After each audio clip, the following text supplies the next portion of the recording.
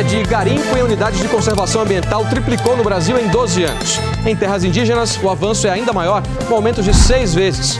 A Polícia de Minas Gerais faz uma operação contra a extração ilegal de minério no estado e prende 9 pessoas. Parentes e amigos se despedem da estudante assassinada ontem numa escola em Barreiras, no oeste da Bahia. E ainda, a prévia da inflação fica negativa em setembro. A agência estatal russa diz que a maioria dos moradores de áreas invadidas na Ucrânia voltou pela anexação à Rússia. A comunidade internacional classifica o plebiscito como uma farsa. O furacão Ian atinge Cuba, ganha força e segue em direção aos Estados Unidos. E aqui no Brasil, uma noite especial para a democracia. Candidatos debatem propostas para os governos de todos os estados e do Distrito Federal. O Jornal Hoje está começando.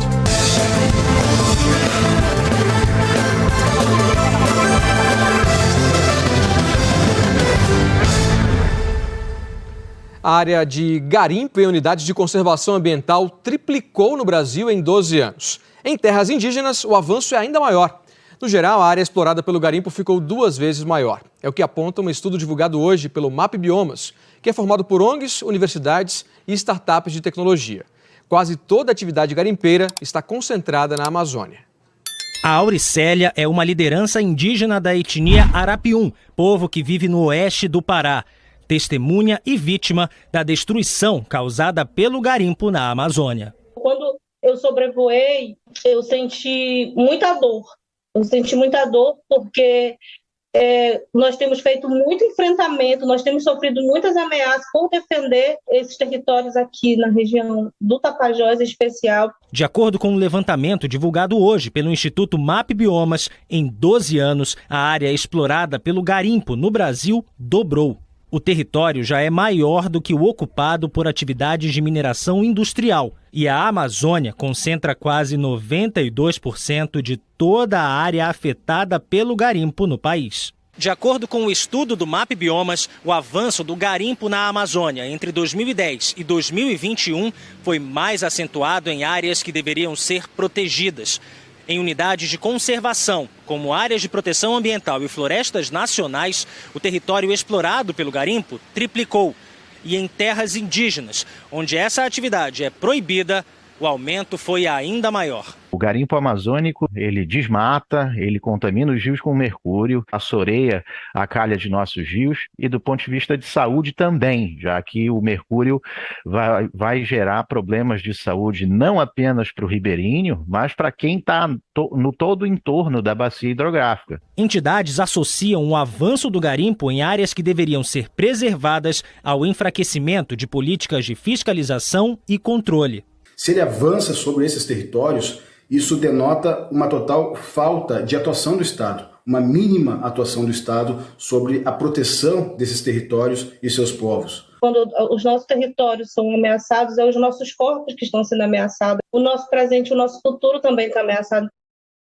A gente viu o que aconteceu com a água, daquele paraíso de Alter do Chão, alguns meses atrás, água que foi poluída, por garimpo ali a quilômetros de distância. Sobre esse estudo do MAP Biomas, nós pedimos uma posição do Ministério do Meio Ambiente, que sugeriu que procurássemos o Ministério da Justiça, já que a Operação Guardiões do Bioma, que combate ilícitos ambientais, é coordenada pelo Ministério da Justiça e Segurança Pública. Nós entramos em contato com o Ministério da Justiça, mas até agora não tivemos retorno.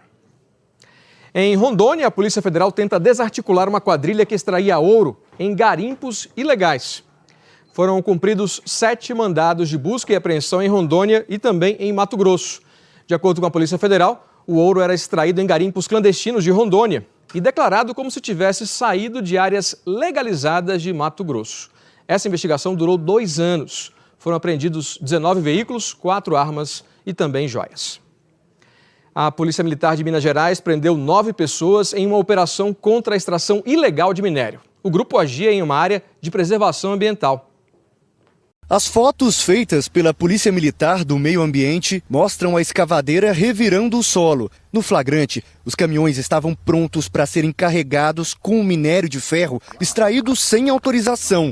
Segundo a polícia, o espaço explorado tem 5.000 metros quadrados e fica numa área de preservação na cidade de Itabirito, região central de Minas. Há mais de um ano, os policiais monitoravam as atividades ilegais do grupo. Outras operações até tinham acontecido, mas os suspeitos conseguiram fugir. Dessa vez, 9 pessoas foram presas em flagrante.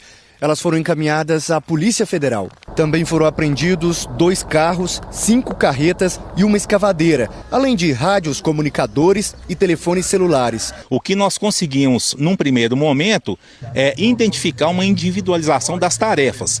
Um funcionava como olheiro, outro fazia o registro de entrada e saída de caminhão, um terceiro operava o maquinário. O nosso ordenamento jurídico, ele prevê que tanto as pessoas físicas quanto as pessoas jurídicas, elas respondem tanto penal quanto administrativamente, além da obrigação de reparar o dano. A suspeita é que o minério extraído seria levado para a cidade mineira de 7 Lagoas. Agora, a investigação entra numa nova fase e deve esclarecer quem eram os compradores do minério ilegal.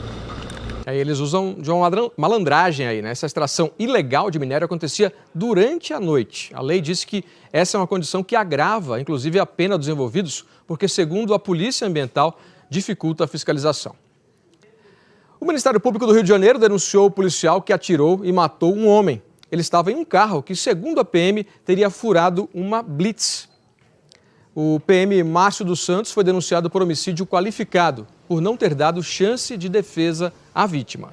Na madrugada do dia 19 de setembro, ele atirou em um carro que, de acordo com a PM, não parou em um bloqueio policial, isso na zona norte do Rio de Janeiro.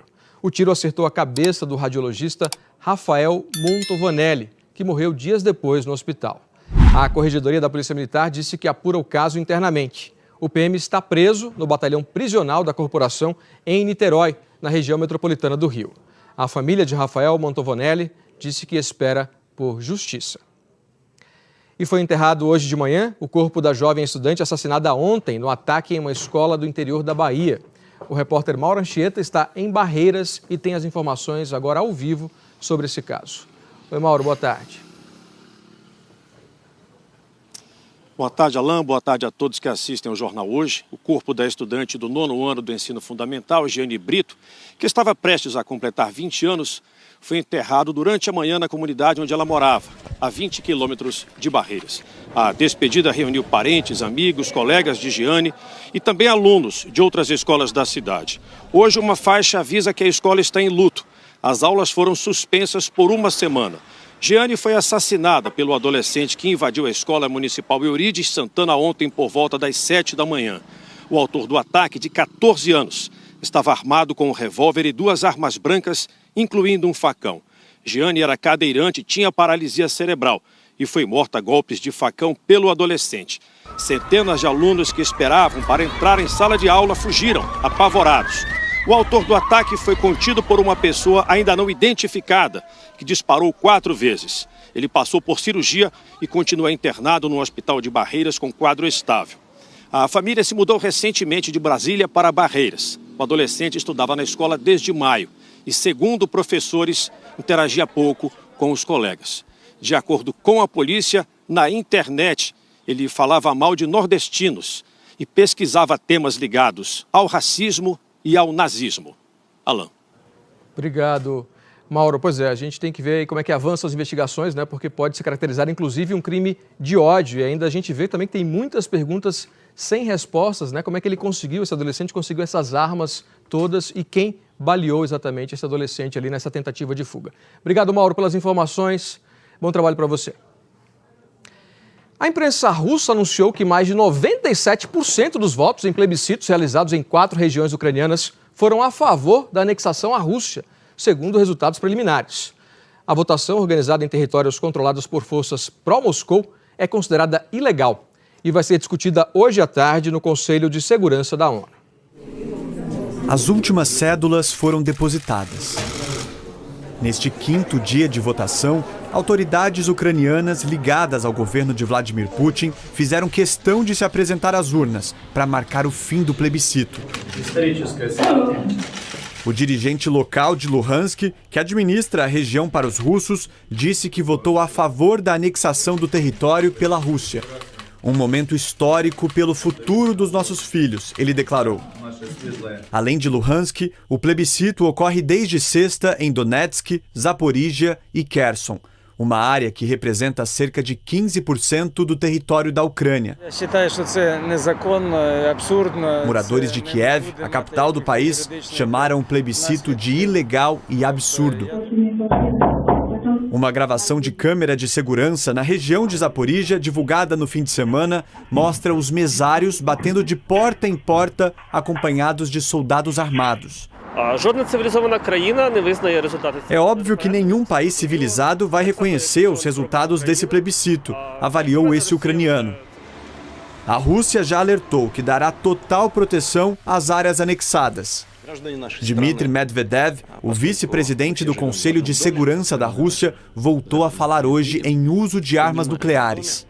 Pelas redes sociais, ele declarou que a Rússia tem o direito de utilizá-las, se necessário, diante de uma possível escalada de ataques por parte do governo ucraniano.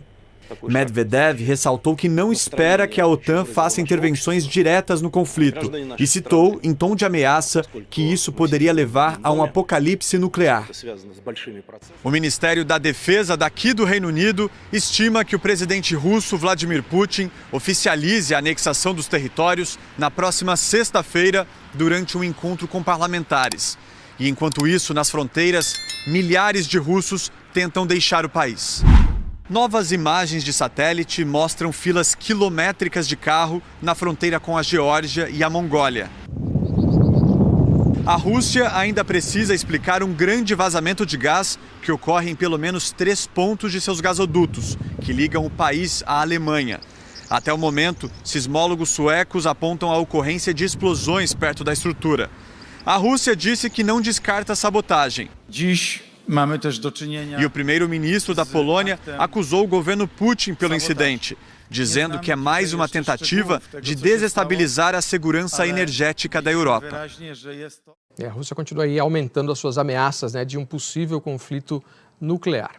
Vamos agora para o Japão. O Japão se despediu hoje do ex-primeiro-ministro Shinzo Abe, assassinado a tiros em julho deste ano. As cinzas de Abe chegaram ao ginásio em Tóquio ao som de uma salva de tiros. Autoridades do Japão e de outros países prestaram homenagens ao líder japonês.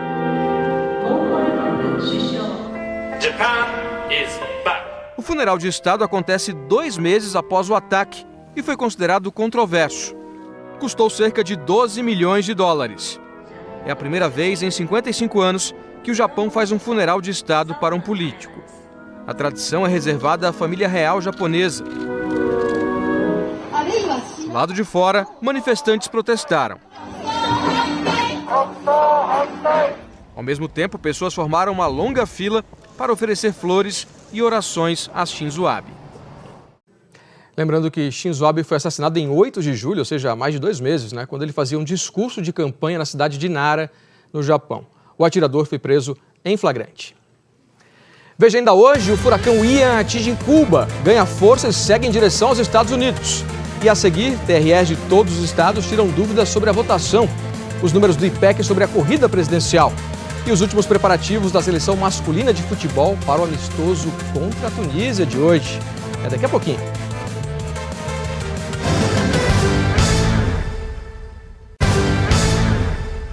Faltam só 5 dias para as eleições e, com a proximidade do dia, o Serviço de Informação por Telefone dos Tribunais Regionais Eleitorais tem recebido um número maior de ligações. No Ceará, foram contratados mais de 60 profissionais para atender os eleitores. Perto das eleições, Carlos se preocupa em confirmar o local de votação para saber se houve mudança. Como o lugar, na verdade, era uma universidade e hoje é um centro de formação de professores, eu fiquei com receio se lá seria desativado para votação. Ele tirou essa dúvida assim. Eu gostaria de consultar com vocês o meu local de votação. Quando você chegar no colégio, o senhor já se encaminha para essa sessão. Quem responde do outro lado da linha é um dos atendentes do Disque Eleição, um serviço oferecido pelos TREs para fornecer informações aos eleitores. Disque Eleitor, boa tarde. Qual é o nome completo? O atendimento para tirar dúvidas também existe no site dos tribunais e no aplicativo É Título, mas muita gente ainda prefere o contato, digamos, à moda antiga. Tanto que no TRE do Ceará, o serviço que funciona o ano todo tinha 21 atendentes e agora, para dar conta das ligações, tem 89. Hoje, a média de ligações que chegam aqui ao TRE em Fortaleza varia entre 400 e 500 por dia. Mas à medida em que a eleição se aproxima, a procura pelo serviço também aumenta. A estimativa é de que no domingo 2 de outubro, o pessoal aqui atenda cerca de 15 mil chamados. A principal dúvida de quem liga é saber se o título está numa situação regular e se ele vai poder votar normalmente. Para conferir, é preciso saber se a pessoa não faltou a 3 eleições consecutivas sem justificativa ou pagamento de multa, pois nesse caso o título pode estar cancelado. Também é importante conferir se está tudo ok com seu cadastro biométrico. Aqueles municípios que concluíram a biometria antes do ano de 2019, é bom confirmar como é que está a situação eleitoral do seu título. A gente entra, confirma como é que está seu cadastro eleitoral para saber se a pessoa vai conseguir votar normalmente em 2022. Outra questão é uma novidade destas eleições que ainda gera muitas dúvidas. Até onde o eleitor pode ir com o celular no local de votação? Entrar na sessão eleitoral, se identificar perante os mesários com o app e-título, com o celular, e ao momento que ele for se dirigir até a cabina de votação para exercer o seu direito de voto, ele deixa o telefone ou na mesa dos mesários ou em um local que vai ser disponibilizado entre a mesa do presidente e a urna eleitoral, de maneira que fique à vista dos mesários e que fique de maneira segura para o eleitor. Para o Carlos, valeu a pena buscar a informação que ainda não tinha com antecedência. A ligação não durou mais que 2 minutos. Eu passei os dados e a gente entende que é de forma muito segura. Foi bem prático, bem rápido, foi uma experiência ótima. Vamos tirar essas dúvidas, né? E lembrando, né, que não pode levar o celular lá na hora de registrar o voto. O Tribunal Superior Eleitoral informou que nem todos os tribunais regionais têm um serviço de Disque Eleitor, mas diz que todos fazem algum tipo de atendimento por vários canais. E a página do JH na internet tem outras informações sobre como acessar as informações do TRE do seu estado. O IPEC divulgou uma nova pesquisa contratada pela Globo sobre a intenção de voto para a eleição presidencial. Segundo o IPEC, o cenário é de estabilidade. Lula oscilou 1 ponto para cima. Bolsonaro manteve o índice da pesquisa anterior. A margem de erro é de 2 pontos percentuais para mais ou para menos. Luiz Inácio Lula da Silva, do PT, teve 44% nas 3 primeiras pesquisas. Oscilou para 46%, depois para 47%, agora para 48%. Com a margem de erro tem de 46% a 50%. Jair Bolsonaro, do PL, apareceu com 32% nas 2 pesquisas iniciais. Oscilou para 31% e manteve o índice nas últimas 3 semanas. Com a margem de erro, tem de 29% a 33%. Ciro Gomes, do PDT, tinha 6%. Variou para 7%, depois 8%. 7% em 2 rodadas, agora 6%. Com a margem de 4% a 8%. Simone Tebet, do MDB, aparecia com 2%. Oscilou para 3%. Teve 4% em 2 pesquisas e 5% nas 2 mais recentes. Pode ter de 3% a 7% pela margem de erro. Simone Tebet está empatada tecnicamente com Ciro Gomes. Soraya Tronic, do União Brasil, não pontuou nas 2 primeiras pesquisas. Teve 1% nas rodadas seguintes. Pela margem, pode chegar a 3%. Felipe Dávila, do Novo, não pontuou na primeira pesquisa, depois teve 1% em 3 rodadas. Não pontuou na semana passada e agora tem 1%. Pode ir a 3% pela margem. Soraya Tronic e Felipe Dávila estão empatados no limite da margem de erro com Simone Tebet. Brancos e nulos, 8, 7, 6, 6, 5 e 4. Não sabem ou não responderam, 7, 6, 5 e 4 nas últimas 3 pesquisas. Sofia Manzano, do PCB, Vera Lúcia, do PSTU, Constituinte Emael, do Democracia Cristã, Léo Péricles, do Unidade Popular e Padre Kelman, do PTB, não alcançaram 1% das intenções de voto. O IPEC também divulgou o desempenho dos candidatos com base nos votos válidos, sem considerar os votos em branco e nulos. É assim que a Justiça Eleitoral totaliza e divulga os resultados da eleição. Para vencer em primeiro turno, o candidato precisa obter 50% dos votos válidos mais 1. Segundo o IPEC, ainda não é possível afirmar se a eleição seria decidida no primeiro turno. Lula tem 52% dos votos válidos, pela margem de erro de 50% a 54%. Jair Bolsonaro aparece com 34% dos votos válidos, pela margem de 32 a 36. Ciro Gomes, 6%, de 4 a 8 na margem de erro. Simone Tebet tem 5% dos votos válidos, pela margem de 3 a 7. Simone Tebet e Ciro Gomes estão tecnicamente empatados. Soraya Tronic e Felipe Dávila têm 1% dos votos válidos cada, pela margem de 0 a 3. Eles empatam no limite da margem de erro com Simone Tebet. O IPEC perguntou em quem os eleitores votariam num segundo turno entre Lula e Bolsonaro. Na primeira pesquisa, 51% disseram que num segundo turno votariam em Lula. Depois 50, 52, 53, 54. Agora, de novo, 54. Com a margem de 52 a 56. 35% declararam que votariam em Bolsonaro. Depois 37, 36 em duas pesquisas. 35, agora novamente 35.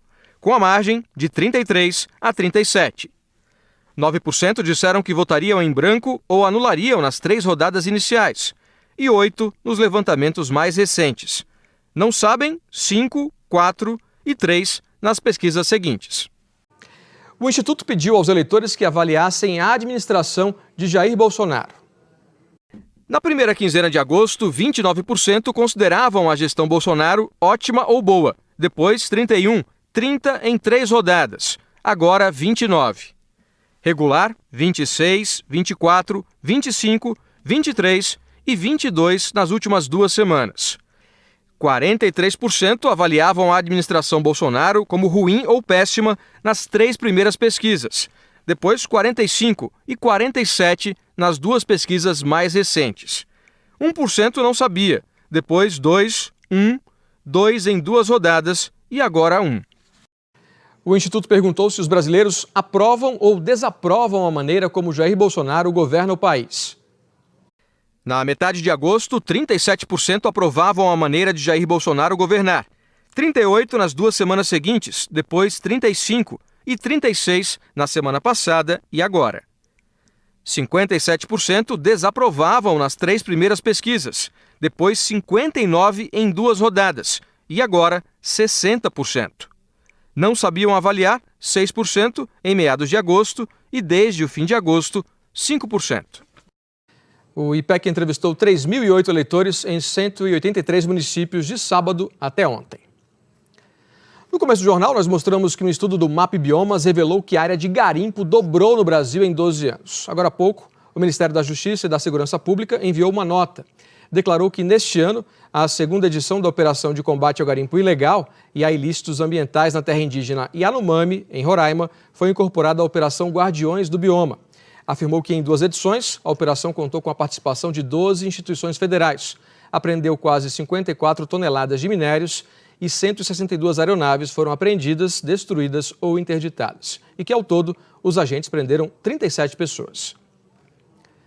Em Minas Gerais, pesquisadores se surpreenderam com os resultados de uma expedição montada para observar uma espécie ameaçada de extinção, a andorinha de coleira. As buscas na bacia do rio Paraopeba começaram por exigência do Instituto Estadual de Florestas de Minas Gerais, para saber se a andorinha de coleira, criticamente ameaçada de extinção no estado, tinha sido impactada pelo rompimento da barragem da Vale em Brumadinho, em 2019. A expedição envolveu, além da mineradora, a Universidade Federal de Viçosa e a população ribeirinha. Em trilhas pela mata e de barco, eles percorreram 350 quilômetros do afluente do Velho Chico. Até que encontraram num trecho de 60 quilômetros de corredeiras, na calha do rio, a tal andorinha. Asas e costas pretas, peito branco, a cauda parece uma tesourinha e a coleira no pescoço, inconfundível. Essa ilha foi o lugar escolhido pelas andorinhas para fazer os ninhos, em pequenos buracos no meio das pedras. E se antes os pesquisadores avistavam apenas alguns pássaros isolados, aqui já foram encontradas mais de 100 andorinhas. Os biólogos também conseguiram documentar todas as etapas da reprodução da espécie. Foi uma grata surpresa de encontrar uma população saudável, reprodutiva, com um número tão significativo de indivíduos. É o primeiro estudo no mundo que mostra para a gente todo o ciclo reprodutivo da andorinha, onde a gente pode entender melhor o ambiente, as exigências ecológicas dela, ou seja, é um grande avanço do conhecimento. A pesquisa exige esforço físico. Os pesquisadores se abaixam, se esticam, entram nas frestas das pedras para acompanhar a construção dos ninhos, a incubação, o nascimento dos filhotinhos. Os ninhos desativados e as cascas dos ovos vão direto para o laboratório. A expectativa é que os resultados da pesquisa mudem a faixa de risco da espécie. Com os estudos, agora que temos mais informações sobre a espécie, nessa região, a gente espera que a espécie saia da lista de espécie ameaçada de extinção, ou pelo menos que diminua o nível, o status de ameaça que ela se encontra atualmente. Para o barqueiro Samuel, que participou da expedição, conhecer significa preservar. Muitos ribeirinhos veem essa andorinha, mas não sabem que é uma andorinha que está ameaçada de extinção, que foi o meu caso. A gente conhecendo, a gente vai também ajudar na preservação dela, com certeza. E assim mais gente vai poder passarinhar, admirar a andorinha de coleira. Passarinhar é você estar em contato com a natureza, é você chegar num lugar, observar as aves, ouvir o canto delas, ver elas exatamente onde é o lugar delas ficarem, na natureza. Então vamos preservar, para a gente conseguir passarinhar bastante por aí. E veja ainda hoje a noite de debates entre candidatos aos governos dos estados e do Distrito Federal. E a seguir, as celebrações do dia de São Cosme e Damião. A prévia da inflação fica negativa em setembro. E o furacão Ian atinge Cuba, ganha força e segue em direção aos Estados Unidos. Até já.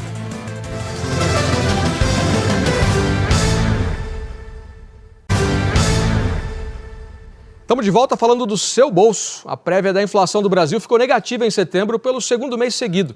O IPCA 15 teve deflação de 0,37%.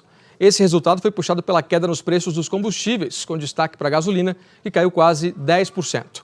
Um reflexo da redução no preço do combustível nas refinarias.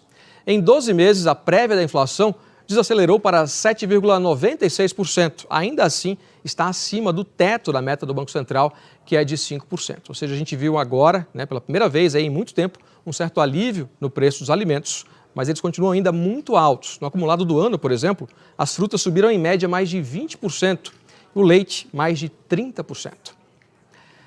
A arrecadação de impostos, contribuições e outras receitas pelo governo federal nos primeiros 8 meses do ano foi a maior para o período desde o início da série histórica da Receita Federal há 28 anos. Isso comparando valores corrigidos pelo IPCA, que é a inflação oficial do país. De janeiro a agosto, o valor arrecadado foi de pouco mais de 1,470 bilhões de reais, um aumento de 10,2% em comparação ao período de janeiro a agosto do ano passado. O furacão Ian chegou fortalecido a Cuba com ventos de cerca de 200 km por hora e continua se deslocando agora em direção ao sul dos Estados Unidos. O correspondente Felipe Coalho acompanha a evolução desse furacão e traz agora as últimas informações para a gente ao vivo. Oi, Felipe, boa tarde. Oi, Alan, boa tarde para você, boa tarde para todo mundo acompanhando o JH. Neste momento, Ian é um furacão categoria 3, numa escala que vai até 5, com ventos a 200 km por hora. E foi com essa força que ele atingiu o oeste de Cuba nessa madrugada, pegando em cheio a província de Pinar del Rio, onde autoridades haviam montado 55 abrigos. 50 mil pessoas que moram na zona costeira dessa região também já tinham deixado suas casas por segurança. A força dos ventos derrubou árvores e algumas estruturas. Também provocou interrupção dos serviços de energia elétrica e de telefonia. Em Havana, as escolas estão fechadas. A boa notícia é que até agora nenhuma morte foi relatada em Cuba. A preocupação nesse momento é que o furacão Ian se intensifique durante a passagem pelo Golfo do México, em sua rota que parece mesmo se dirigir aqui para os Estados Unidos. A previsão é que ele chegue na Flórida na próxima madrugada, atingindo a região de Tampa, na costa oeste do estado. Por lá, moradores estão há dias se preparando para o pior. Montaram barricadas com sacos de areia para tentar evitar enchentes e estocaram comida e água. Em muitos supermercados, as prateleiras estão vazias. A Casa Branca declarou emergência de saúde pública na Flórida e diz que está trabalhando com autoridades locais para garantir o apoio necessário. Alan. Obrigado, Felipe. Torcer aí para não ter destruição nesse rastro do furacão. Valeu, bom trabalho. E agora a gente vai direto para a previsão do tempo aqui no Brasil. Jaqueline Brasil já chegando por aqui. E aí, Jaque? Oi, Alan. Tudo bom? Boa tarde. Tudo bom, boa tarde para você também. Alerta de chuva forte para algum ponto aqui no país? Sim, para algumas regiões. Pode chover forte agora à tarde em áreas do centro-oeste, do sul e do sudeste. A chuva deve ser volumosa e pode causar alagamentos onde já choveu bastante. Algo bem típico da primavera, conhecida como a estação dos temporais, é quando falamos bastante sobre as nuvens cumulonimbus, que sempre no pacote tem granizo, raios, rajadas de vento e muita chuva. Tem alerta de temporal agora à tarde, então, para você que está no sul de Mato Grosso e também em Goiás, em Mato Grosso do Sul, aqui em São Paulo, em Minas Gerais, no Rio de Janeiro e também no Paraná, e principalmente onde está vermelho. É o caso de Ponta Porã. Atenção, em Mato Grosso do Sul. Chove bastante, com máxima de 24 graus. Em Campo Grande também com 28 e Curitiba 19. Mesma condição para o Rio de Janeiro, São Paulo, Belo Horizonte. Temperaturas agora em 28 e 25 graus. São ventos fortes e uma baixa pressão que vão provocar esses temporais nas próximas horas e até à noite vão receber um reforço dessa frente fria aqui. Situação de alerta, né? Isso. Agora a gente vê uma frente fria atrás da outra, tá tudo dentro do normal para essa época? Olha, Alan, para o inverno não é normal, mas agora para a primavera, sim, já são 5 frentes frias em setembro. Como a atmosfera está mais aquecida, surgem mais baixas pressões entre o sul e o sudeste, resultando nessas frentes frias. E esses sistemas acabam canalizando a umidade que vem do norte, então essas áreas de instabilidade se espalham, portanto a previsão é de chuva para quase todo o norte, centro-oeste e sudeste, onde o tempo fica firme. No Rio Grande do Sul, ali na divisa do Acre com o Amazonas, também do Pará com o Amapá e do Tocantins, pegando praticamente todo o interior do Nordeste. Em São Luís e em Fortaleza, chove de forma isolada e faz 33 graus. Em Macapá, em Manaus, 34. Olha a diferença. Em Porto Alegre, 23 Diferença graus. grande, né? Brasilzão continental aí. Agora com essa frente fria, pode esfriar mais, Jaque? Mais um pouquinho. Além do frio, Alan, e você que está nos vendo, previsão de chuva também. Alerta de temporais, justamente por causa da passagem da frente fria. Então, acumulados altos, expressivos em Mato Grosso do Sul, Paraná, São Paulo e, olha, divisa de Minas com o Rio de Janeiro. E a alta pressão, que vem logo depois da frente fria, vai trazer ar frio. Então a temperatura vai cair mais em Mato Grosso do Sul e em parte do Sudeste, também no Sul. Vamos direto então para Bagé, na região da Campanha Gaúcha, porque agora tem uma tarde super bonita, 23 graus. Linda imagem, hein? Linda imagem, né, Alain? E aí amanhã, se preparem, porque a mínima vai ser de 8 graus. Olha como cai. E aqui em São Paulo, a máxima amanhã de 18 graus e atenção, porque tem alerta da Defesa Civil para fortes temporais. Vamos acompanhar e eu trago todos os detalhes amanhã. Beleza, Jaque, combinado. Até amanhã. Até amanhã, então. Tchau. Um projeto em Belo Horizonte atende mulheres em situação de rua que estão grávidas ou que tiveram filho recentemente. As equipes do consultório de rua em Belo Horizonte saem para mais um dia de apoio à população sem teto. No trabalho de rotina, encontram a Sara, que já estava desconfiada de que estaria grávida. Ela quis fazer o teste e foi levada para o posto de saúde. A gravidez foi confirmada. Para eu ter uma criança aqui dentro de mim, eu acredito que é coisa de Deus para mudança, para minha melhora. O Brasil tem quase 26 mil mulheres em situação de rua. Um número que vem crescendo. Em Belo Horizonte, por exemplo, eram 194 em 2012. Quase 10 anos depois, um salto de 500%. Hoje, são mais de 1.100 mulheres que usam as ruas como moradia. Para a mulher é pior porque, além de tudo, ainda tem a cultura machista, né? As condições de vida, inclusive na rua, ela sofre mais violências ainda, porque às vezes a gestação é fruto de uma violência ou pode ser fruto de um desejo de recomeço. Quando engravidou, Paloma morava nas ruas há 2 anos. Eu pensava assim, como é que a minha filha vai nascer e aonde que eu vou colocar ela? A Sofia nasceu e agora mãe e filha estão vivendo nesta casa de acolhimento da Prefeitura de Belo Horizonte, criada exclusivamente para mulheres sem teto, que estejam grávidas ou tenham bebês recém-nascidos. Os bebês recebem todo tipo de acompanhamento. Ganham roupinhas, enxoval, são levados para atendimento médico. As mães também. O momento é de cuidado e de fortalecimento dos vínculos.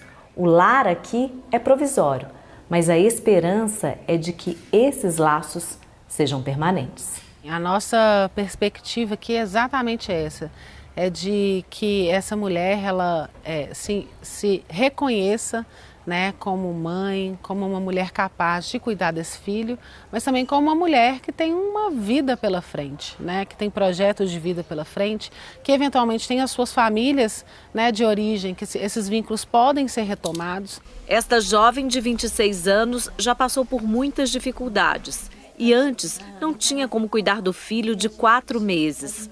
A casa já é para ela bem mais do que um canto seguro para dormir. Eu resolvi deixar meu passado todo para trás e começar do zero. Foi voltar aos estudos, conseguir um emprego, tentando voltar meus sonhos, uma coisa que eles conseguiram roubar de mim, apesar das dificuldades. Que bom, ganhar um pouquinho de esperança, né? Católicos e praticantes de religiões de matriz africana celebram hoje o dia de São Cosme e Damião. Os irmãos gêmeos são padroeiros da cidade de Igaraçu, que fica na região metropolitana do Recife. No começo da manhã teve missa celebrada do lado de fora da matriz, que tem o nome dos santos, e é considerada, olha só, uma das igrejas mais antigas do Brasil. As celebrações vão ser realizadas durante todo o dia. Voluntários distribuíram, inclusive, doces para crianças de uma comunidade formada por pescadores. Os santos são considerados protetores das crianças, dos orfanatos e também das creches. Então aí, feliz dia de São Cosme e Damião, para comemorar aqui no... E veja a seguir as notícias da corrida presidencial e a noite de debates entre candidatos aos governos dos estados e do Distrito Federal. É daqui a pouquinho.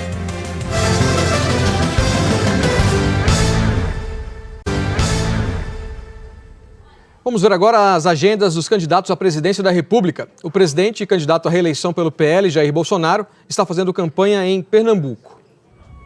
Jair Bolsonaro chegou a Petrolina, no sertão pernambucano, por volta das 9h30 da manhã. Ainda no aeroporto, cumprimentou eleitores e também tirou fotografias. Jair Bolsonaro participou de uma motociata até Juazeiro, na Bahia. Lá na orla do Rio São Francisco, fez um discurso para apoiadores por 12 minutos. O candidato do PL à reeleição falou sobre o seu governo.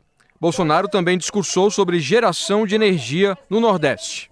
Vocês sabem que o Brasil é uma potência na produção de alimentos. E brevemente seremos uma potência também na geração de energia, porque já começa a sair do papel as nossas eólicas na costa do Brasil. Logo após o discurso, Bolsonaro voltou para Petrolina, em Pernambuco. Ciro Gomes, do PDT, fez campanha na região metropolitana de São Paulo. Ciro Gomes começou a agenda em Taboão da Serra. Ele cumprimentou apoiadores e tirou fotos. Em seguida, se reuniu com militantes e candidatos no comitê do partido. O candidato disse que, se eleito, quer ampliar o sistema de transporte público, principalmente o metrô. Ciro Gomes também disse que pretende tornar a educação do país uma das 10 melhores do mundo em 15 anos e que essa mudança passa por um novo padrão pedagógico de mais valorização do professor. Ele defendeu ainda a criação de um programa de renda mínima. Garante na proposta nossa R$1.000 por domicílio, eliminando 100% da linha de pobreza, que são R$417 por pessoa dentro do domicílio.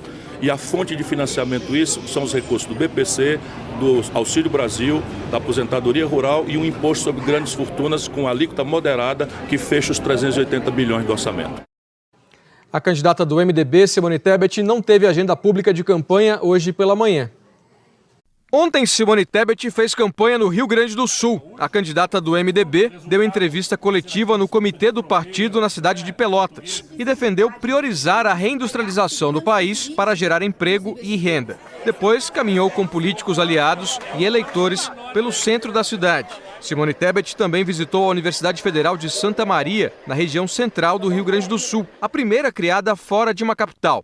Lá, ela disse que, se eleita, pretende investir no ensino público superior. Não há educação no Brasil se nós não cuidarmos das universidades. Não pode faltar dinheiro nem para a educação, nem para a pós-graduação, e não pode se contingenciar, ou seja, cortar dinheiro do Ministério da Ciência, Tecnologia e Inovação, porque educação hoje, a indústria do conhecimento, é muito mais do que o beabá. Ela passa por investimentos na ciência, na tecnologia e inovação. Luiz Inácio Lula da Silva, candidato à presidência do PT, está em São Paulo. Lula se encontrou com atletas, ex-atletas e outros profissionais do esporte em um hotel na capital paulista. Esportistas em atividade ou já aposentados manifestaram apoio ao candidato do PT. Lula afirmou que é importante investir nas diversas modalidades, inclusive as menos populares. O candidato propõe apoiar os municípios para levar o esporte para dentro das escolas. Lula disse que, se eleito, vai realizar conferências nos estados e municípios para decidir as políticas públicas para a área. Nós precisamos de vocês que entendem de esporte para ajudar a gente a construir uma boa política de esporte para esse país. Sabe, da infância até a terceira idade. Fazer com que o esporte faça parte do dia a dia das nossas atividades. Soraya Tronic, do União Brasil, também cumpriu a agenda em São Paulo. O primeiro compromisso da candidata foi conhecer o trabalho de um centro de referência de genética na zona sul da capital.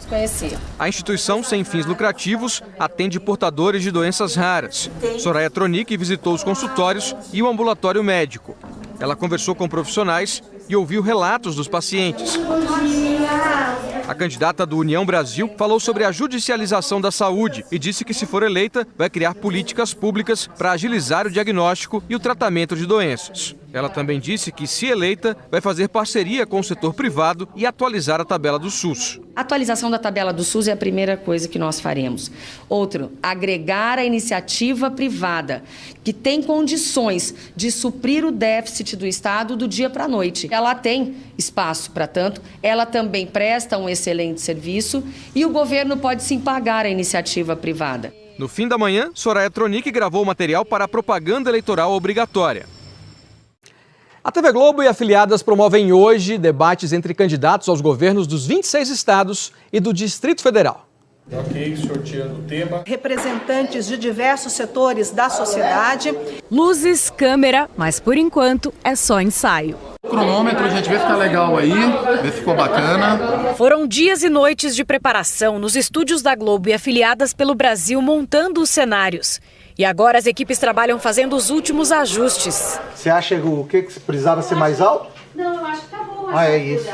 Aqui no estúdio em São Paulo, a gente acompanha o último ensaio geral para o debate. É como se fosse valendo mesmo. Som, luz, posicionamento de câmeras. É hora de checar aqueles mínimos detalhes para tudo sair perfeito.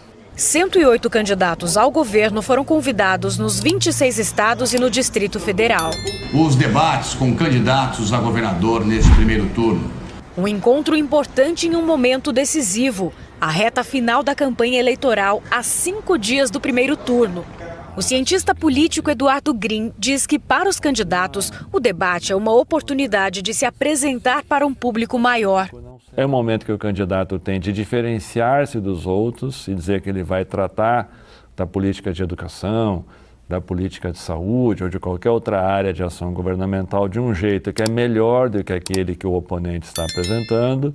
E para o eleitor, é a chance de entender não só o que o candidato pretende fazer, mas como. É um momento em que quem está assistindo pode conhecer melhor o que pensam cada candidato e cada candidata para fazer seus juízos de valor sobre a viabilidade de determinadas propostas. Atenção, a gente vai simular qual bloco? Segundo bloco? Segundo bloco. O posicionamento dos candidatos no estúdio e a ordem que eles farão perguntas foram definidos por sorteio em reunião com representantes dos partidos. O debate terá perguntas entre os próprios candidatos a governador e será dividido em blocos. Alguns com temas livres para as perguntas e outros com temas determinados, sorteados na hora no estúdio, na frente de todos. Na parte final do debate, depois da última rodada de perguntas e respostas entre os candidatos, cada um terá a oportunidade de fazer suas considerações finais para o eleitor. Com você, para mediar o debate. Em cada estado, os mediadores vão desempenhar a função de conduzir os debates. Em São Paulo, César Tralli terá essa missão. O mediador ele é muito importante para que os candidatos cumpram com as regras estabelecidas pelo debate. As assessorias concordaram com as regras, os candidatos estão cientes dos tempos que eles têm para falar, para perguntar, para responder, para réplica, para tréplica. Cada candidato abre um determinado bloco sorteado previamente também. Então, o papel do mediador é fazer com que as regras do debate sejam cumpridas e fazer de tudo também, óbvio, para que seja um debate de alto nível. Esse encontro democrático vai ao ar logo depois da novela Pantanal, com transmissão ao vivo pelo G1. Oportunidade de se informar, hein?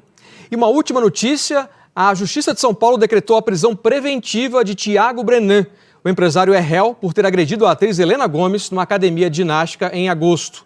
Tiago Brenan viajou para Dubai em setembro, dia em que foi denunciado pelo Ministério Público, e não retornou, conforme a determinação da Justiça, que tinha dado 10 dias para voltar e entregar o passaporte. Esse prazo venceu na última sexta-feira.